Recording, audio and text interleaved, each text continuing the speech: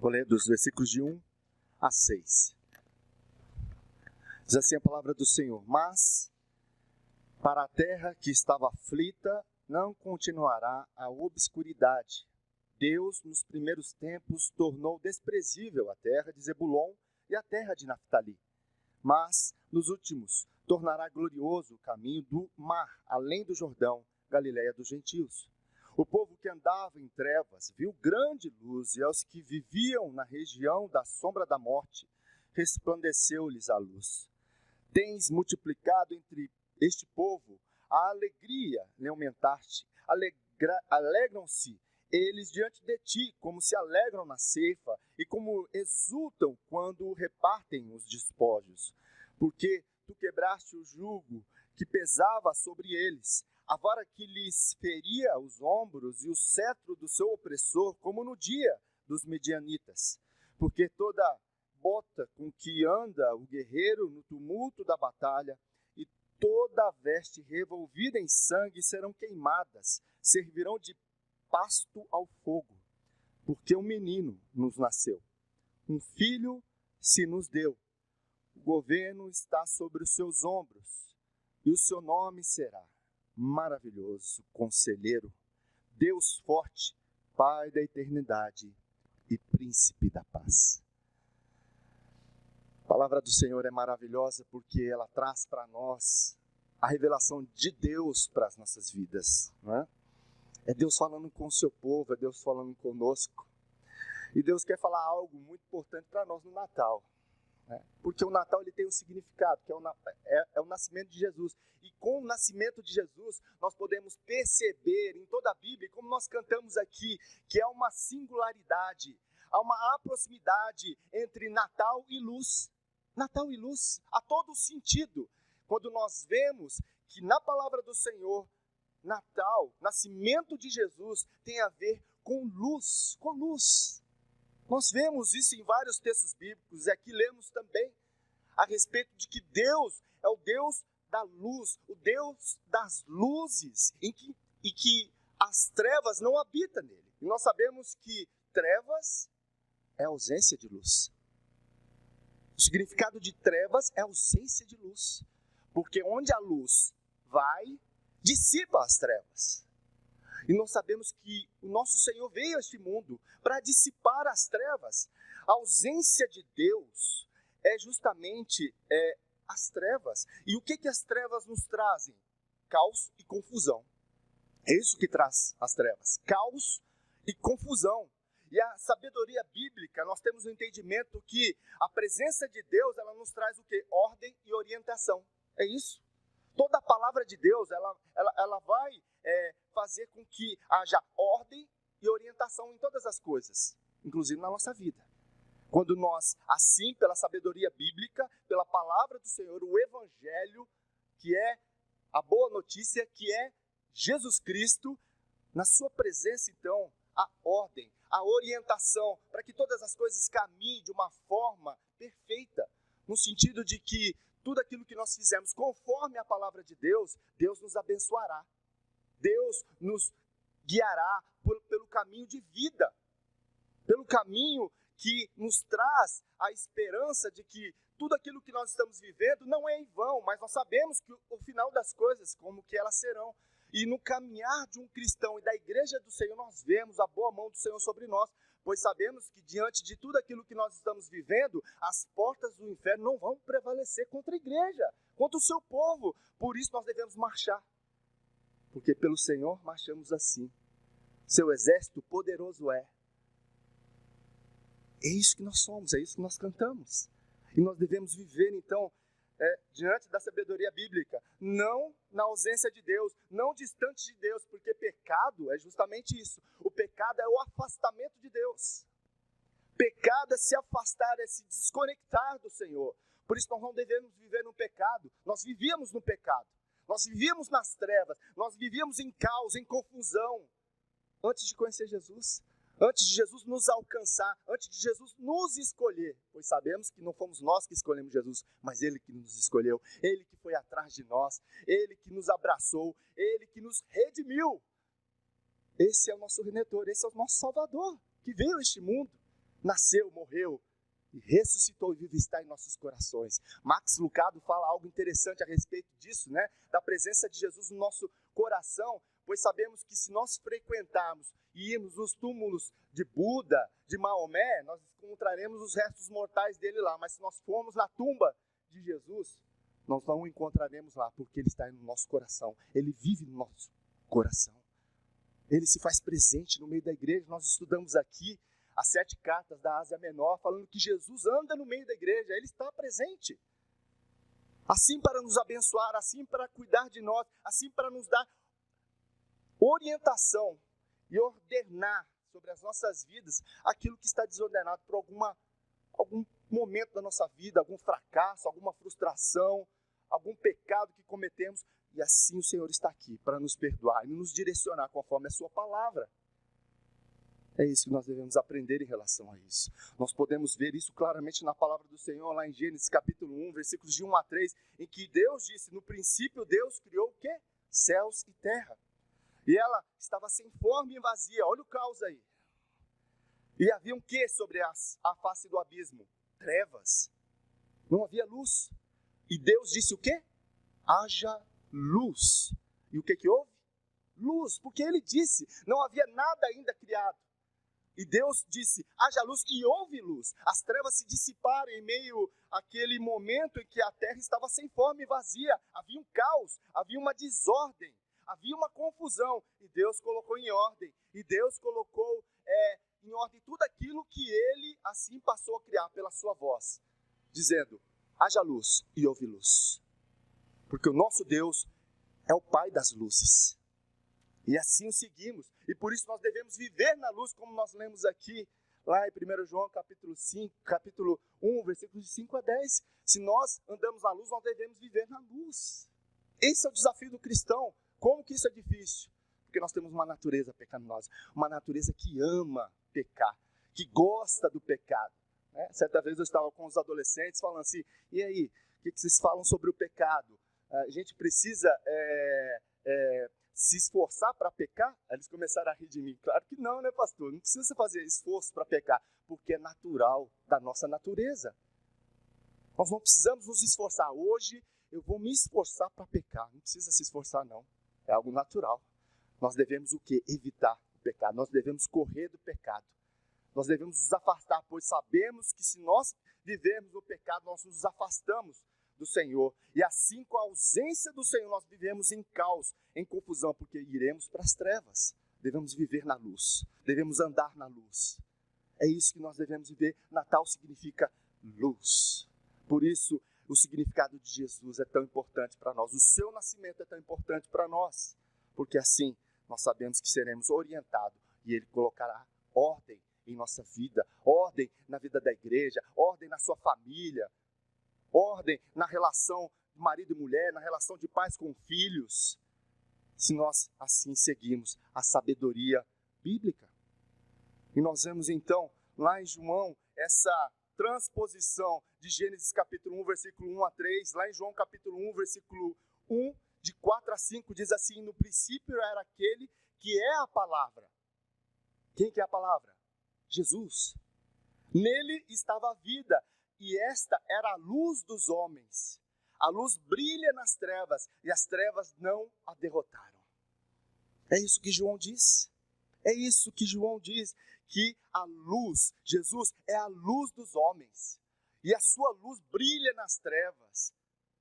E as trevas não podem derrotar a Jesus. Porque Ele venceu. Ele venceu a morte.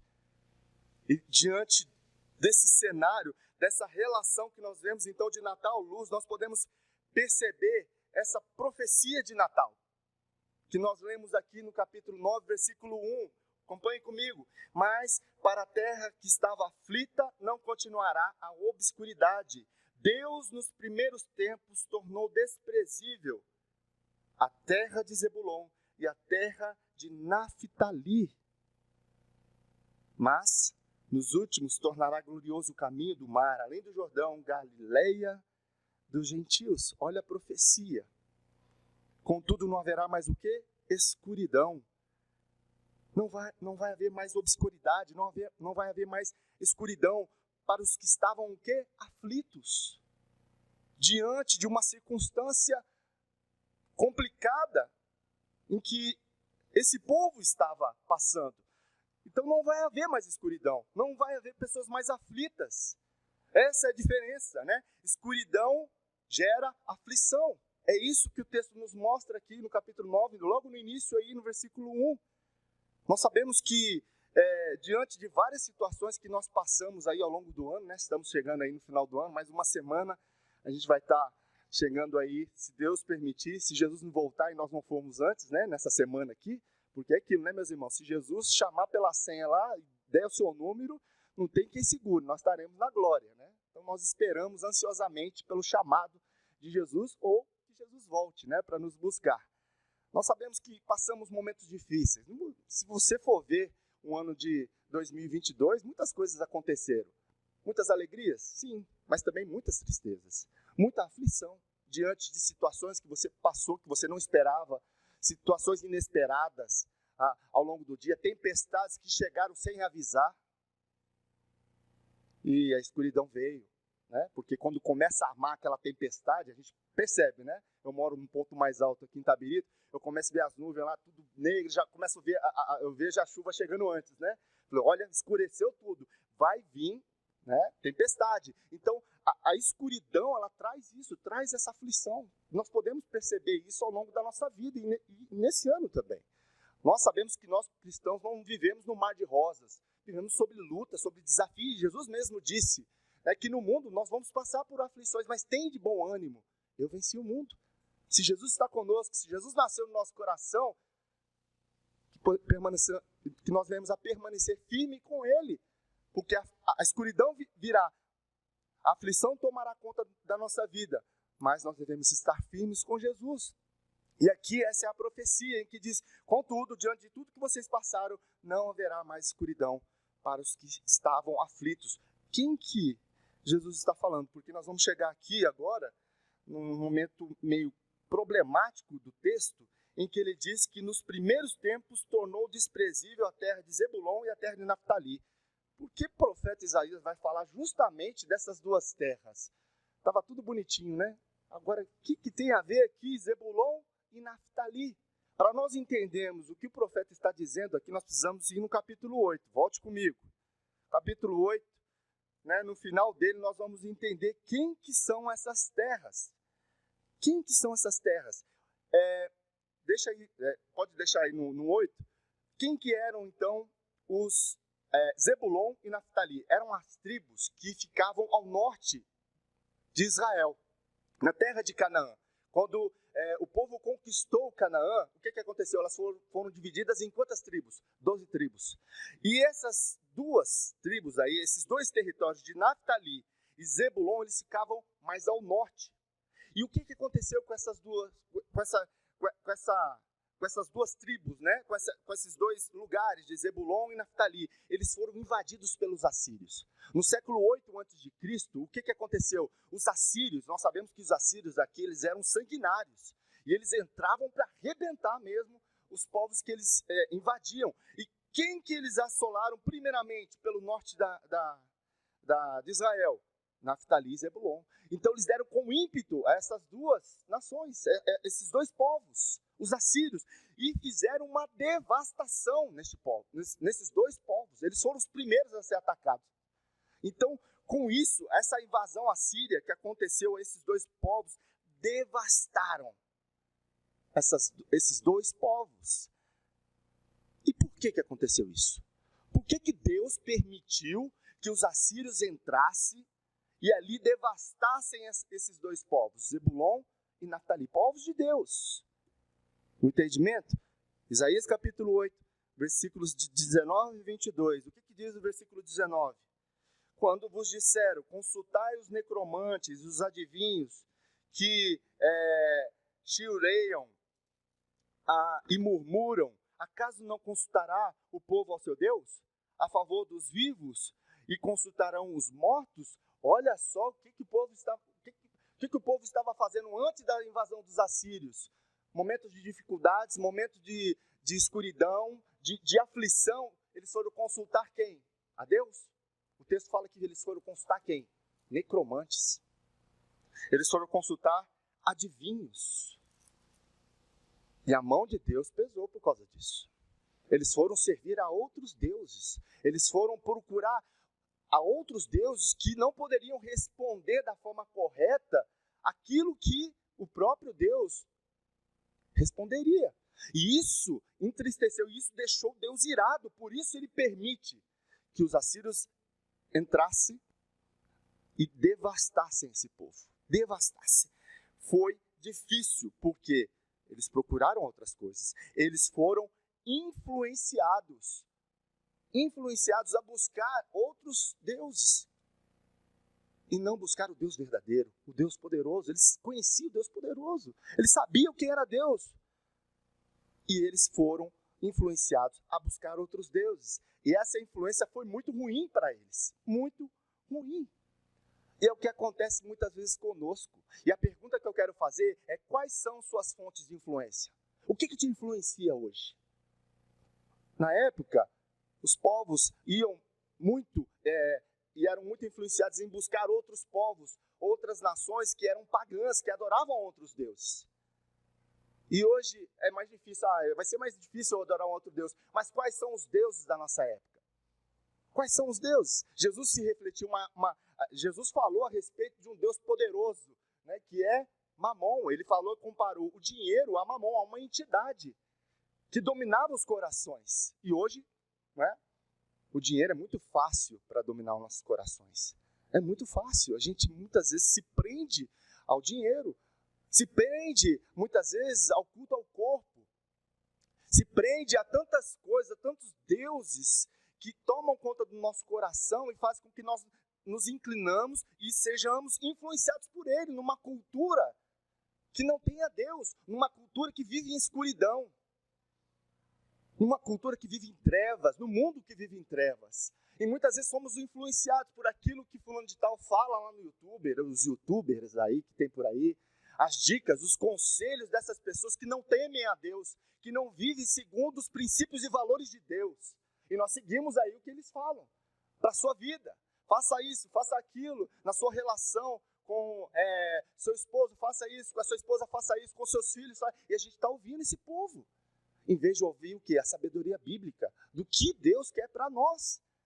Quais são as nossas influências? Quem são aqueles que nos influenciam? Atores, atrizes? Quem são as pessoas que nos influenciam? Se o mundo nos influencia, algo está errado. Nós estaremos caminhando por um caminho horrível, um caminho de morte. E nós devemos tomar conta e pedir a Deus: tem misericórdia de mim.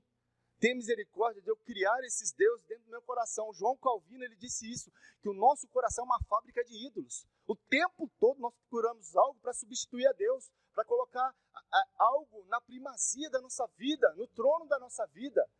Nosso coração é inclinado a fazer isso. E nós vivemos num século, nós vivemos numa sociedade, numa cultura que não tem Deus, justamente para nos seduzir e para nos influenciar a viver segundo os seus padrões, não os padrões bíblicos, não os padrões de Jesus.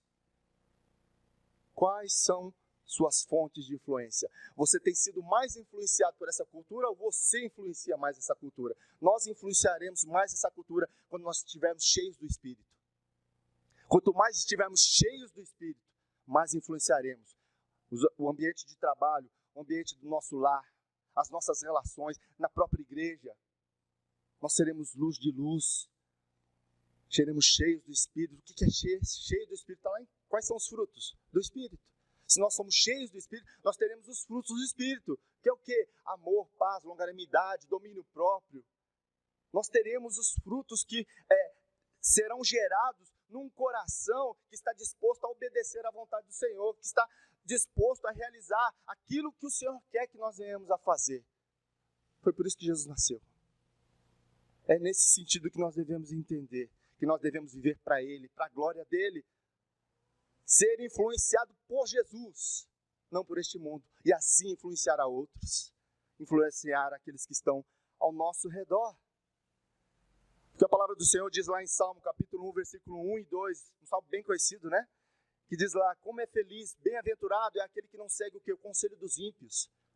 Não imita a conduta dos pecadores, nem se assenta na roda dos escarnecedores, daqueles que zombam a Deus, que zombam a nossa fé. Pelo contrário, a sua satisfação, a sua alegria, o seu deleite está na lei do Senhor, e nessa lei ele medita de dia e de noite. É isso que nós devemos viver, é nisso que nós devemos nos pautar, é ser bênção. Nós somos cartas lidas e relidas por aqueles que estão ao nosso redor. O que as pessoas estão lendo na nossa vida? O que elas estão lendo? Elas estão lendo Jesus? É uma pergunta que nós devemos fazer. Será que de fato Jesus nasceu? Ou na nossa vida, hoje Jesus está bem fraquinho ali, né? Como que está isso? E outra, Romanos capítulo 12, versículo 2 diz lá, que nós não devemos nos amoldar ao padrão deste mundo, mas nós devemos transformar pela renovação da nossa mente, para que sejamos capazes de experimentar e comprovar a boa, agradável e perfeita vontade do Senhor. Nós devemos ser padrões deste mundo, não devemos ser amoldados por ele. Não vos conformeis com este mundo, não vos conformeis com este século, não vos conformeis com a cultura, com a sociedade, mas nós devemos nos conformar com a palavra do Senhor. A palavra aqui, conformar, aqui em Romanos capítulo 12, versículo 2, no grego, ela significa isquemia. Conformar, isquemia, que vem da palavra que origina no português, esquema. Você conhece algum esquema na área política, né? Fulano de tal fez esquema com não sei quem, né? Esquema. Não entre no esquema deste mundo, que é corrompido. Não, mas entre no esquema de Jesus, da sua palavra. É isso que nós devemos fazer. É isso, porque nós devemos renovar, né? Nós devemos transformar este mundo pela força do nosso braço, pela nossa intelectualidade. O que o texto fala? Que nós devemos transformar pela renovação da nossa mente. O que nós temos hoje? A mente de quem? Mente de Cristo. Nós devemos transformar com aquilo que Jesus fez em nossa mente, pelo conhecimento e a sabedoria que vem do alto, para termos discernimento aonde nós estamos vivendo, o que falar, como fazer, como liderar, para que assim nós venhamos experimentar qual seja a boa, perfeita, agradável vontade de Deus. Tem um monte de cristão que não está recebendo isso aqui, tem um monte de gente, um monte de cristão que não está comprovando a boa, agradável e perfeita vontade do Senhor, porque tem andado segundo os princípios do mundo, tem experimentado as coisas do mundo, tem sido influenciado por aquilo que o mundo oferece, não sendo influenciadores. É isso que nós devemos fazer. Jesus, desde quando nasceu, já influenciava. A influência de Jesus era notória, e é isso que nós devemos fazer. Como nós cantamos aqui, nós somos o quê? Cristãos. E o que significa cristãos? Parecidos com Cristo, pequenos Cristos. Foi para isso que nós somos chamados, para brilhar a luz de Jesus e influenciar aqueles que estão ao nosso redor. E aí, o versículo 20 vai dizer algo importante a respeito da referência que o profeta Isaías falou que eles deveriam ter. Qual que era a referência? Ele diz aí, a lei e ao testemunho. Essa era a referência que eles deveriam ter. Se eles não falarem desta maneira, jamais verão a alva, jamais verão a luz. A lei e o testemunho, a lei e os mandamentos. A referência tem que ser a palavra do Senhor. Essa é essa referência. Tudo aquilo que nós formos fazer tem que ser o crivo, a palavra do Senhor. Às vezes a gente fala com algumas pessoas em que há conflito entre eles, né? Situações difíceis na nossa vida que a gente às vezes tem que tomar uma decisão, tem que falar, tem que aconselhar alguma coisa. Situações difíceis de crise, de adversidades nas nossas relações, seja elas quais forem, em que você tem que chegar, olha, se eu for guiado pelo meu coração, se eu for fazer aquilo que eu acho que devo fazer, vai dar problema. Porque em momentos difíceis em que nós devemos tomar decisões e falar algumas coisas importantes diante de crise, de adversidade, de discussões, né, que acontece, o que nós devemos lembrar em todos esses momentos? Em meu lugar, o que faria Jesus? Tenho até um livro, né? Em meus passos, o que faria Jesus? Um livro antigo, mas muito bom, leia. Em meus passos, o que faria Jesus? O que Jesus faria nesses momentos difíceis que eu e você passamos. Como que Jesus agiria? Uma pergunta muito importante diante de situações difíceis para resolver. O que Jesus faria? O que Jesus falaria? Eu não sou cristão? Eu não sou influenciado por ele? Então tem coisas, na maioria das vezes, que eu não vou poder falar o jeito que eu queria falar. Aquilo que eu penso, aquilo que são as minhas ideias, não. O que Jesus faria aqui? O que Jesus falaria aqui? Essa deve ser a nossa referência. A lei e o testemunho, a lei e os mandamentos do Senhor que devem me guiar. É a palavra do Senhor. Você vai ter um tempo aí precioso para ler a palavra do Senhor esse ano, né? Até coloquei no grupo lá, não sei se os irmãos viram, né? Toda a Bíblia para você ler em um ano, e ainda com os símbolos de fé nosso lá do lado, lá para você acompanhar. Muito, muito boa, muito boa. Aí um dia você vai chegar no Salmo 119, aí você vai ler sobre a palavra do Senhor. O Salmo 119, nos seus 176 versículos, fala sobre a palavra do Senhor, fala sobre a lei do Senhor. É nela que nós devemos viver, porque a palavra do Senhor é lâmpada para os meus pés e luz para o nosso caminho. Ela que nos guia, ela que deve ser a nossa referência para vivermos em tempos tão difíceis, tão complicados. E é isso que o profeta Isaías, qual que é a referência que vocês estão tendo? Diante disso, da referência que não tem sido a palavra do Senhor, a lei e seus mandamentos, qual que é a consequência se vocês não seguirem a lei e os mandamentos do Senhor? Versículo 21 e 22. Passarão pela terra duramente, oprimidos e famintos, e será que quando tiverem fome, enfurecendo-se, amaldiçoarão ao seu rei e ao seu Deus, olhando para cima. Olharão para a terra, e eis aí angústia, escuridão e sombras de ansiedade serão lançados para densas trevas. Olha a consequência de você não ser guiado pela palavra do Senhor. É isso aqui. Aflição. Quantas vezes você lê aflição, famintos, escuridão, trevas? É isso aí que a gente vive quando a gente não segue a palavra do Senhor. É exatamente isso aqui que o profeta disse. Essa é a consequência de erros que nós cometemos. Meus irmãos, Jesus perdoa os nossos pecados? Perdoa. Se nós confessarmos nossos pecados, Ele é fiel e justo para nos perdoar os pecados e nos purificar de toda injustiça. Não foi isso que nós lemos? Mas a consequência do pecado, ela terá. Ela virá com certeza. Deus perdoa, mas a consequência vem. E é isso que acontece quando nós pecamos. Quando nós pecamos, nós ficaremos aflitos, famintos, e muitas vezes nós vamos jogar o quê? A responsabilidade para Deus, olhando para cima, amaldiçoando a Deus. Ó, o Senhor que está fazendo isso na minha vida. Opa, peraí. Tiago fala, né, que Deus não tenta ninguém. Não é isso? Deus não tenta ninguém, Deus prova. Nós estudamos o livro de Tiago aqui. É uma diferença muito grande entre tentação e provação. Deus não tenta ninguém, Deus prova o seu povo, para que nós venhamos ser o quê? Mais parecidos com Ele, para que a nossa fé seja o quê? Amadurecida, seja crescida na nossa vida. Por isso as provas, por isso as lutas. Mas muitas vezes nós entramos em desertos pelo nosso próprio mau procedimento, de pecado, de desejo de irmos em desertos, que muitas vezes a pessoa fala, mas eu estou num deserto, meu irmão. Mas por que você está no deserto? Por causa disso aqui?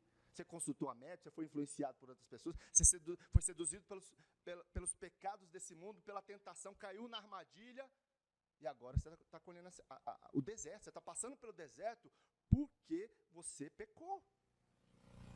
Agora, existem desertos que você entra aí em que você não pecou, o caso de Jó. Jó entrou num deserto brabo.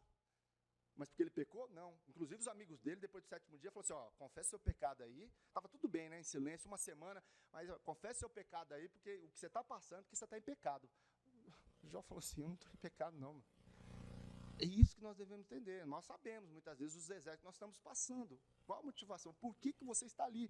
E é isso que vai acontecer. A consequência de nós nos afastarmos de Deus e viver segundo os nossos prazeres e desejos, sendo influenciados por tudo aquilo que nós estamos recebendo, é colher aflição, é ser faminto, é viver em trevas, é passar por esses momentos difíceis, mas nós sabemos que tem uma solução para isso. Qual que é a solução?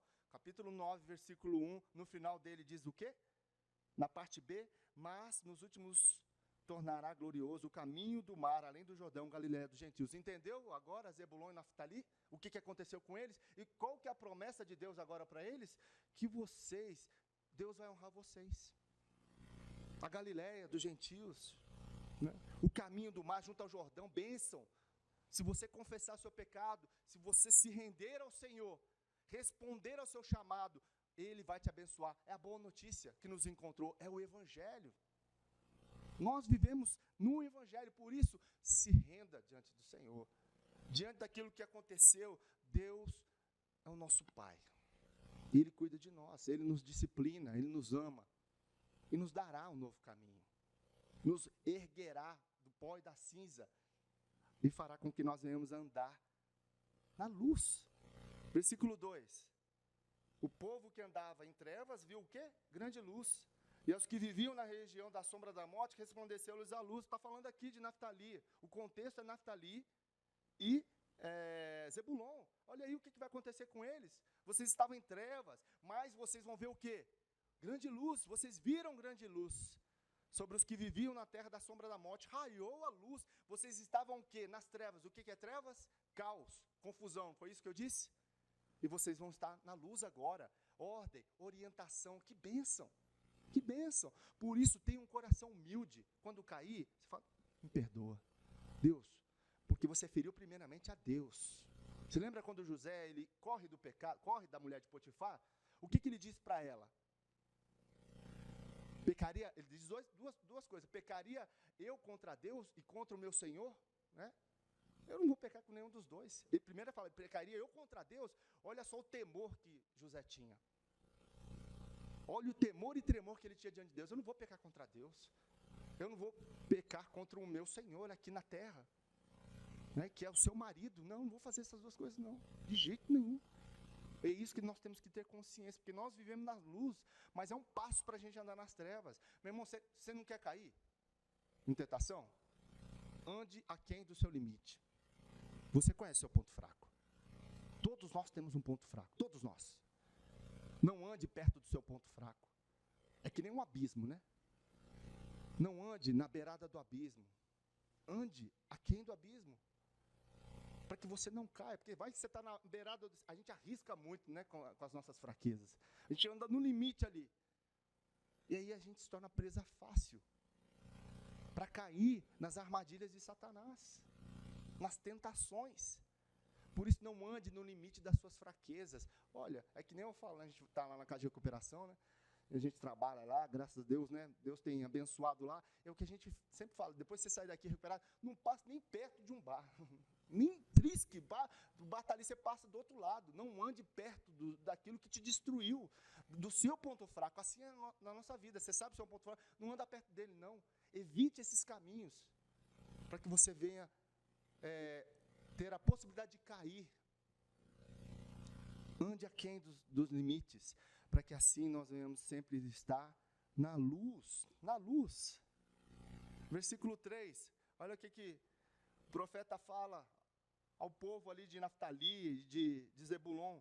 Tens multiplicado este povo, a alegria lhe aumentaste, alegram-se eles diante de ti, como se alegram na ceifa, como exultam quando repartem os despojos. Olha a bênção, antes eles estavam o quê? Em tristezas, famintos e aflitos, não foi isso que nós lemos lá no versículo 21 e 22 do capítulo 8?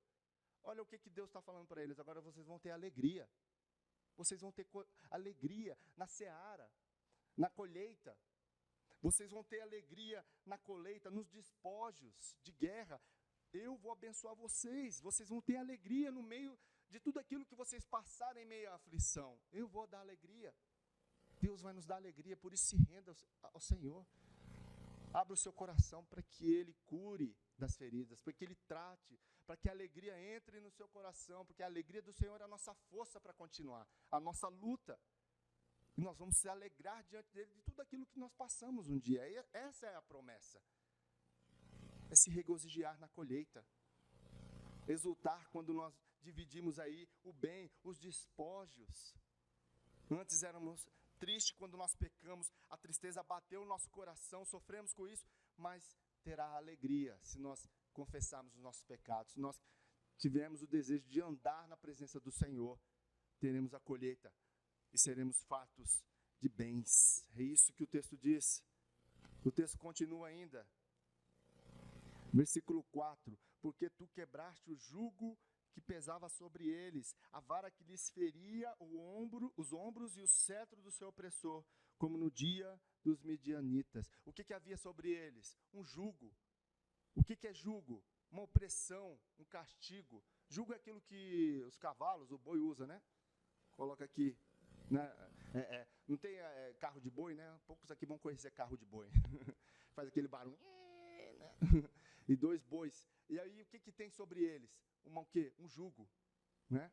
Que faz com que eles caminhem lado a lado, né? E segundo a ordem daquele que estão direcionando. E aí ele está falando assim, havia um jugo, havia uma opressão, um castigo sobre vocês, mas agora vocês viverão em quê? Em liberdade. E como que nós vamos viver em liberdade? Quando nós obedecemos em amor.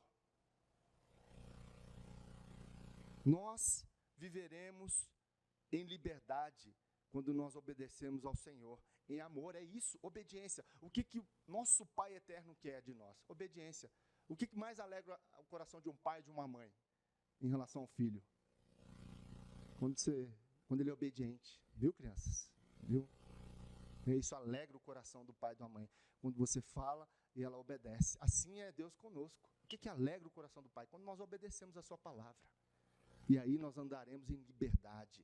Porque o pecado escraviza, mas Jesus liberta. A palavra de Deus fala, se Jesus vos libertar, verdadeiramente sereis livres. Nós somos livres do pecado. Nós que vamos lá, que nem muitas vezes o porquinho, né? Tomar banho e a gente quer sempre correr para a sujeira, né? Para a porqueira, né? Como se diz. Essa é a nossa natureza. Nós devemos estar sempre o quê? Ali, na presença de Jesus, para que Ele sempre nos lave, né? Para que Ele sempre nos mantenha livres de tudo aquilo que nos cerca, para vivermos então em liberdade. Mas para isso, nós devemos obedecer a sua palavra e não vivermos debaixo do jugo, da opressão, do castigo que o pecado nos dá. Versículo 5. Porque toda bota com que anda o guerreiro no tumulto da batalha e toda veste revolvida em sangue serão queimadas, servirão de pasto ao fogo. O que ele está falando aqui a respeito do passado, de lutas, daquilo que o povo assírio passou, né, para eles, em relação ao combate, todo o sangue que foi derramado. O que eles estão falando aqui? Que as suas botas vão ser pisadas sobre isso. Então tem um passado de lutas, de erros, mas haverá um futuro de perdão e cura. Jesus nos perdoa, meus irmãos. Jesus nos cura. Diante das nossas lutas, diante dos fracassos, das frustrações. Ele é o bálsamo de Gileade, não é isso que a palavra do Senhor fala? Que vai nos curar, que vai nos curar. Jesus é aquele que quer nos curar diante do passado. Ele é o único que pode nos curar, que pode curar nossa alma, ferida por tantas coisas que nós passamos. E é isso que ele promete aqui, Jesus pode fazer isso. Jesus tem poder para isso. Abra o seu coração para isso. Abra o seu coração, que ele quer cear comigo e com você. Esse que Jesus está o quê? À porta, e ele bate. Se ouvires a voz de Jesus, abrir a porta, ele vai entrar e cear comigo e contigo. Apocalipse 3:20, ele fala isso para quem? Para a igreja, para o seu povo. Ele fala isso para mim e para você. Abra o seu coração, para que ele então gere cura, para que assim o perdão gere cura na sua vida. É isso que ele está falando ao povo aqui. E por último, versículo 6. Porque um menino nos nasceu, um filho se nos deu. Esse foi o maior presente de Deus Pai para nós. Ele nos deu o seu filho, seu único filho, o melhor que ele tinha. Deus não deu um anjo, um querubim, um serafim, não, ele deu Jesus, o melhor que ele tinha, o maior presente. Por isso o Natal, meus queridos, o maior presente que Deus nos deu foi Jesus. Esse é o maior presente. Eu quero que você assista um vídeo que fala justamente sobre isso. Depois nós daremos continuidade para você entender, né, qual que é o presente, o maior presente do Natal. Maravilhoso conselheiro, em dias difíceis, dias de aflição, dias de decisões. Jesus é o nosso maravilhoso conselheiro. Ele é o nosso Deus forte. Ele é o nosso Deus forte, o Deus Todo-Poderoso. Que você que se sente fraco em meio aos caminhos da vida, em meio a tudo aquilo que você tem vivido. Talvez você ache, minha fé está fraca, diante de tantas coisas que estão acontecendo. Você sabe que você tem um Deus forte, um Deus poderoso, que pode fortalecer a sua fé, que pode deixar você firme nele. Deus tem poder para isso. Ele é o Deus forte, Ele é o Deus Todo-Poderoso, Ele é o Pai eterno. Ele é o Pai que muitas vezes nós vimos lá na parábola do filho pródigo, em que ele diz para o pai: pai, me dá minha parte que eu vou embora. E o pai assim dá, não questiona, dá. E ele vai, e ele gasta tudo aquilo que ele recebeu do pai. E quando ele está comendo com os porcos, ele cai em si e fala assim: eu vou voltar para o meu pai, mas eu vou voltar para ser um servo. Se ele quiser, eu vou ser um servo dele. Vou trabalhar com um dos trabalhadores dele. E ele volta. E o pai está como quando ele volta? De braços abertos para recebê-lo.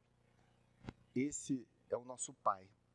É o Pai que o seu amor não muda por nós. Independentemente do que nós fazemos, o amor de Deus, ele não vai diminuir ou vai aumentar por mim ou por você. Não, o amor dele é eterno por mim e por você. É um amor sacrificial, que independentemente de nós, continuará nos amando. E nada, como diz Paulo, poderá nos separar do seu amor. Nada. Nada neste mundo. Profundidade, extensão, largura, principado, potestade, nada pode nos separar do amor de Deus. Por mais erros que eu e você cometemos, nós sempre teremos, pela graça dele, o perdão, se assim confessarmos, se assim entendemos que erramos e voltaremos para os seus braços, porque ele mesmo vai atrás de nós, por ser o nosso Pai. E ele, por fim, é o príncipe da paz. Ele é a paz que o mundo não pode dar. Essa é a paz que nós temos. Essa é a paz que nós devemos viver neste Natal, não somente no Natal, mas todo o ano, todos os dias do ano. Ele é o príncipe da nossa paz. Ele é o único que pode nos dar paz. É só nele que nós devemos viver em paz. Por isso que nesse Natal nós possamos refletir sobre tudo que nós vemos aqui, que eu e você possamos nos colocar sobre a luz que vem de Jesus. Coloque sobre a luz que vem de Jesus. Coloque sobre esta luz que ilumina a nossa vida, ilumina o nosso caminho. Renda-se aos seus conselhos. Confie no seu poder, confie no poder de Deus. Ele é poderoso para fazer infinitamente mais do que eu peço, do que eu sinto, do que pedimos ou vivemos. Ele é infinitamente mais. Prove do seu amor. Prove do seu amor dia após dia, do amor do Pai por mim e por você. Prove desse amor. Experimente a sua paz todos os dias. Todos os dias. A paz não é a ausência de guerra, mas é no meio da guerra você tem paz. Essa paz que só Ele pode nos dar. Experimente ela. Que esse Natal possa ser um Natal de luz, não de trevas. Que o mundo assim festeja com bebida, com ajuntamento de família, mas o sentido não é Jesus Cristo. O sentido é outro. São os seus prazeres. Mas que o nosso sentido do Natal seja Jesus. Que o nosso prazer seja fazer a sua vontade e viver para Ele e para a glória dEle. Que Deus nos abençoe. Que Deus nos ajude a viver para adorá-lo. O Rei dos Reis, o Senhor dos Senhores. Vamos orar? Vamos ficar em pé? Vou pedir ao pastor Juninho que nos dirija a Deus em oração. Pode fazer.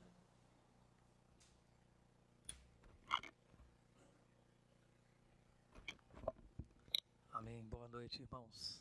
Amém. Só quero dar duas palavrinhas, como o pastor Jeremias, da 8ª igreja, ele fala. Palavra sustância, né? Quem recebeu aqui nessa noite? Palavra de Deus poderosa na nossa vida. Amém? Vamos orar? Deus querido e amado, muito obrigado por essa rica oportunidade, meu Deus, que o Senhor concede a cada um de nós. E de nós recebermos, meu Deus, a porção nesta noite, através do teu servo, teu filho, com clareza, com autoridade, com alegria, com unção da parte do Senhor. Ó Deus, o menino realmente, Jesus, ele veio a esse mundo, viveu, morreu, foi sepultado, mas ressuscitou, terceiro dia está aqui entre nós, como foi pregado. Muito obrigado, Jesus, pela tua santa palavra na nossa vida, que possamos vivenciá-la, que todos os dias nós possamos, ó Deus, ser testemunho do Senhor aqui nesta terra, viver a tua palavra com alegria, meditar nela todos os dias, ter o prazer na lei do Senhor, ter o prazer, meu Deus, de realmente receber a palavra do Senhor, de viver a palavra, de transmitir a palavra, através das palavras, do testemunho, das orações, do cântico, que sejamos, meu Deus, bom dispenseiro, multiforme graça de Deus. E obrigado, Jesus, pela tua vinda aqui nessa terra. Muito obrigado, Deus, obrigado por enviar o teu Filho em nosso favor, e em particular em meu favor aqui nessa terra. Muito obrigado, em favor de cada um de nós, em favor da humanidade. Muito obrigado, Pai, nós somos gratos ao Senhor. No teu nome nós oramos, no nome do Senhor Jesus Cristo. Amém.